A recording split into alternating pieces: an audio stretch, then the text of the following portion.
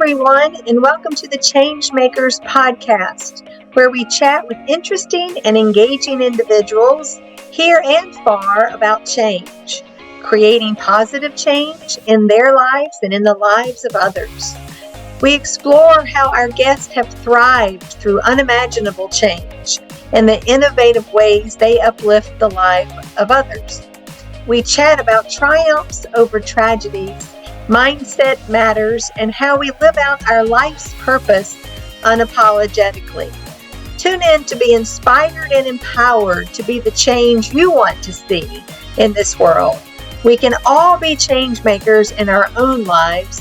Here's to the change you are about to bring forth. Hello, everyone. Welcome to another episode of our Changemakers podcast.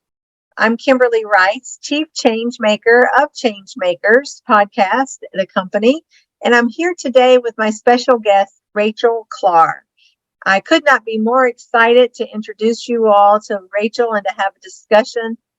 We have an interesting history together as common peers in a women professional organization, and very like-minded in many different ways. So, Rachel, welcome to our podcast today. Thank you. I'm so excited to be here. So let's just kick it right off, and I would love for you to share with our listeners a bit about yourself, your professional passion, and a few insights into your professional journey.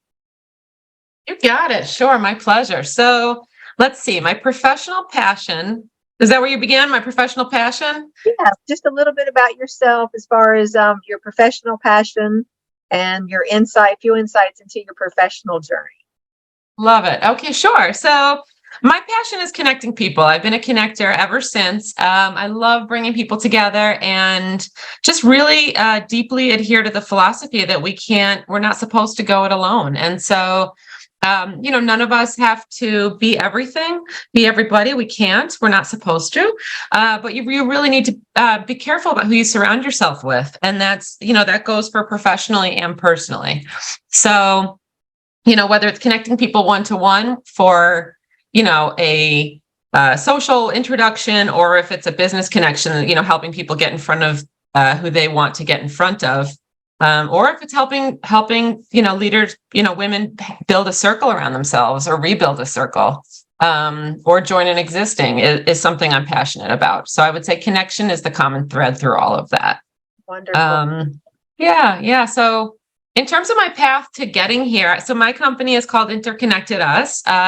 We are an online community for women attorneys, and we offer masterminds within the community that bring together practicing women lawyers with their peers. So, for example, women who are solo practitioners would be with fellow solo practitioners. Women who are in-house counsel would be with their peers. Women who are in a big law firm would be with their peers, and so on. So the community and those masterminds happen within the greater community that we are growing, and so the greater community will, includes expert calls, hot seat calls, all kinds of cohorts where you can get together with people that maybe are in an affinity group with you, such as moms and things like that. So, really the idea is to give women lawyers a place to discuss things they can't discuss with their coworkers, with their colleagues at a networking event. It's really to have a deeper conversation where they can really share the information they need to move the needle in their careers and personally. Yeah. Fantastic. I mean, because when none of us, it really does take a village. None of us,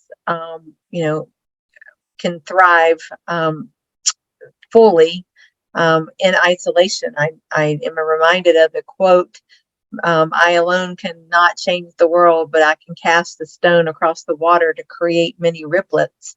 As far as what we can do together has such a greater impact than what we can do by ourselves. Absolutely. And it's a lot more joyful. It's poignant. The women who are in the community currently, I'm watching their careers take off, and it's amazing because when we're left in isolation, as you just said, the critic inside of us can take over. Some of the beliefs that we carried from our childhood can really limit us. And certainly all the things that, I don't just mean the challenges, our own mindset, although that's a part of it, but there's also, of course, all kinds of, adversity that we have externally facing. And I'm speaking as a white woman, but, there's racism that, our BIPOC colleagues experience, but also just, sexism, just all the different biases that we encounter. And then for those of us who are moms, that added load. So all of that can, really get us into this space of feeling, discouraged and disillusioned about the possibilities in front of us. So what I'm trying to return women to is this sense of empowerment when they're with their peers, and knowledge is dropped, and I went through that, and here's what I learned, and here's a resource that was very helpful to me, and all this sort of conversation. But the topics are a lot more intimate than what you might discuss in a professional workplace or networking event. Absolutely. I mean, because we are, and I think this is one of the ways that the working world has shortchanged us all, in that we've been required to, I guess, kind of segment ourselves into denounce that we're 360 multi-dimensional individuals, and that we go to work and we have to take our personal hats off and just focus solely on the work at hand. And life just doesn't really work that way. And so yes. Yeah. I'm sorry. Did I interrupt you there, Kimberly? No, you're fine. So I'd be curious to understand a little bit more about what led you down this professional path, because I know that you have been a practicing lawyer for a time in your career. So how you went from practicing law to now stepping into the entrepreneurial life. Yeah, there's a lot of different steps that got me from here to there. So let's see. I stopped practicing law very early in my career. I was really interested in real estate development for a bunch of reasons. So I began working for different real estate developers, learning the trade, how you, identify the site, secure the site, get it through permitting, all the things, and, the financing, all of it. And I've worked in different sectors of the real estate industry. So most recently I was in clean energy development, developing solar assets. Before that, I was doing affordable housing development and urban infill projects. But the way I got into it, because I wasn't practicing, perhaps, or just because of my own, interests and propensity, I really started to take a deep dive during my life, in particular, with more intensity when I became a mom about 15 years ago, into self-development. And I just became more and more interested to understand, why I'm the way I am, how I can be the best version of myself, and the things that are challenging for me, how can I do better? So I became really, really interested. And all of that started decades ago. I read a spiritual book about gossip and about using our power of speech to speak more ethically and kindly to one another and about one another. And I was just really moved. That was the first book I ever read, probably the second after Stephen Covey's book, but that really started me down this road. So anyway, ever since, I've been working in real estate and, working on myself, and a number of things happened in life that got me interested in the power of peer learning. So that was a experience I was able to have because of an organization my ex-husband was a part of. So that was really telling to me about what happens when peers are in a very protected space. This is very different than a bunch of friends sitting around the pool with confidence. That's powerful and important too, but this is very different because of some of the protocols of the conversation, the formality of a peer group conversation, and the agreements that you all make with one another, sets a very different tone and really allows for like a very powerful exchange of ideas to happen. So that's one. Another thing that happened, with all this self-discovery was really realizing what are my superpowers and what lights me up and wanting to bring that to the world. So, my solar job, for example, had become, while I had risen from a local developer to a regional developer to a national developer, and was doing sites from start to finish. So it was exciting in that way. The career had become more and more technical. And, I was getting into studying, how the state of New Jersey comes up with their electric rates and, this sort of detail. But really, when I light up, it's speaking to a room. It's connecting. Like I said, it's connecting. I want to have a conversation about growth, and it's a bit spiritual, and really motivating people to be the best version of themselves. So I would say that was another really important part. And the last part would, without question, be my journey towards Buddhism. So there's a lot to say there, but I suppose at the most basic level, this belief that permeates all faiths, really, and quantum physics, that everything is connected, and so that that can mean, that word can have many, many meanings. I can speak about it in a more surface way about networking and such, but really on this deeper level, this idea that we might walk through a situation and feel like we're the victim, but put us in a different set of players, and we are the perpetrator. And so this idea that like everything is affecting everyone else, and that sometimes we're in the seat on the left, and sometimes we're in the seat on the right, and really like that type of conversation where the ego starts to chip away. I've grown so much by that piece of my journey too, and that's something that I want to bring to the world. I just think there's so much juicy, rich learning to be had about forgiveness, self-forgiveness, forgiveness of other, seeing yourself in someone that you might see as an enemy, but seeing, yourself in them lets you humanize them instead of vilify them. So I just think there's a lot there that has really shaped who I am and what I want to bring. That's very powerful, and to be commended that you've somehow through your journey have developed that sense of self-awareness and reflection, and and see your life and as a token of a self-service to others. So what comes to you can flow through you to benefit and uplift others. So thinking about that in the context of change making as a business model, I'm curious if you'll share with our listeners how your women lawyer clients benefit specifically, from your program, and really identify or address their pain points. Yeah, my pleasure. So I can tell you a whole bunch of stories. Would that be helpful? Like just particular clients and how they've transformed? Sure. Give us one or two. Sure.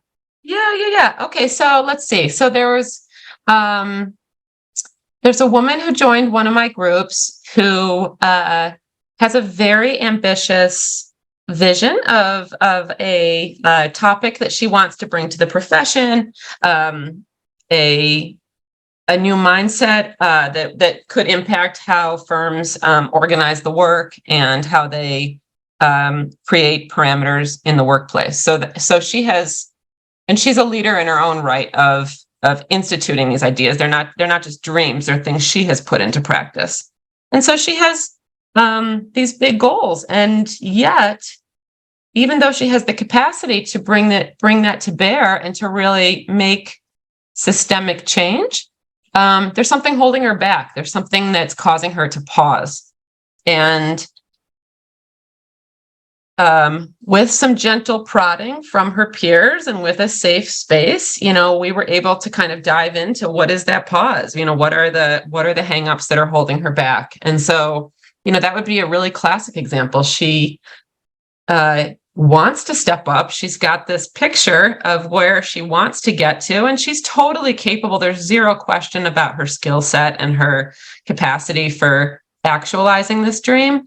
But there's kind of this self-limiting belief or a fear of what will happen in the outside world, et cetera. And so, what was so beautiful was that this woman was coached when we were discussing this. One of her peers that coached her was someone she had helped, a session or two before, and so there was a just a real reciprocity that was just as crystal clear as could be, where it was like, Kimberly, we've probably experienced it in our conversations where we can give each other, a level of support or kindness or insight that, we might have a barrier giving to ourselves. And so, as humans, we all have blind spots. So facilitating a conversation where these women are covering each other's blind spots and saying, pointing out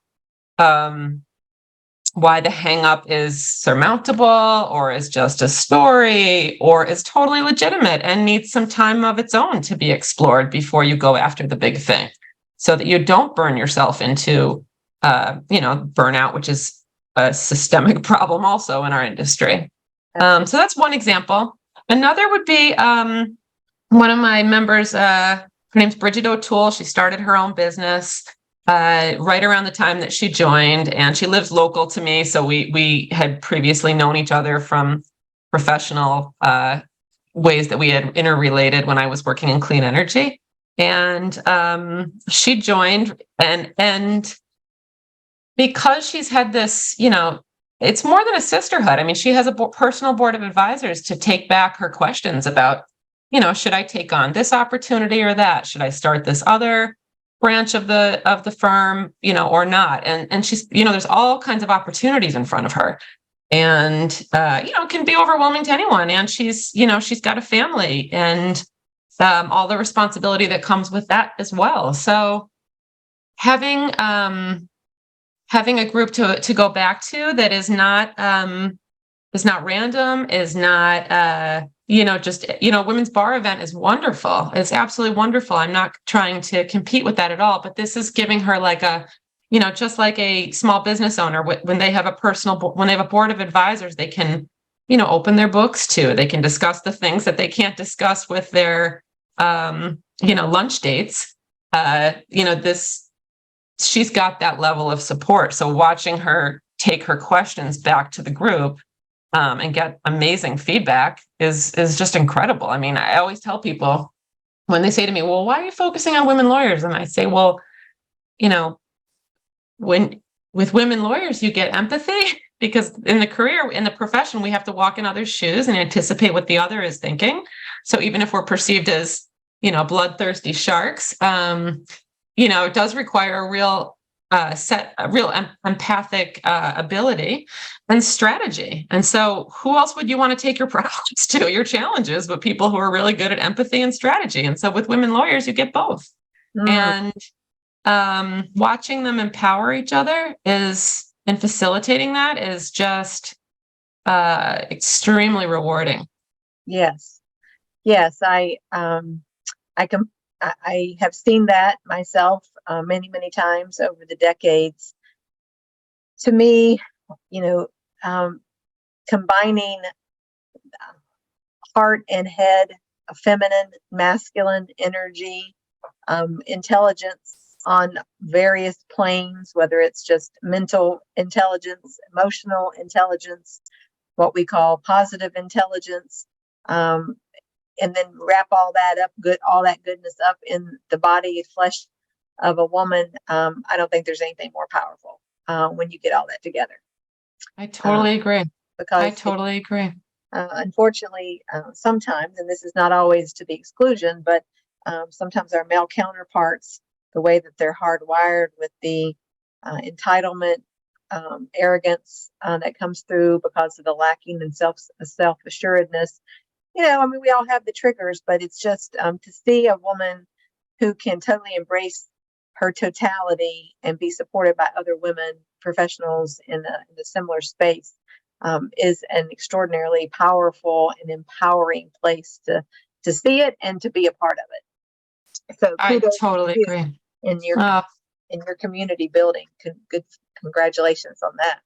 Well, Kimberly, right back at you. We met, through women-owned law, and I know that you've been a real leader to the organization and to the members who are in the organization, and that's just one of many places I know that you find community and serve as a leader. And so, right back at you. I know you're doing it with Changemakers and in so many ways. So, I mean, it's just been such a pleasure for me to find you and some of our other colleagues who are, in this space and elevating others. And it's just so interesting. I was just hearing this podcast, and they were talking about, there's a point in your career where you can't, where you need to leverage yourself. You need to lift up others. It's like you've gained certain pieces of information, knowledge, and experiences, but you need to bring it back and share it with others, so you don't, take it with you.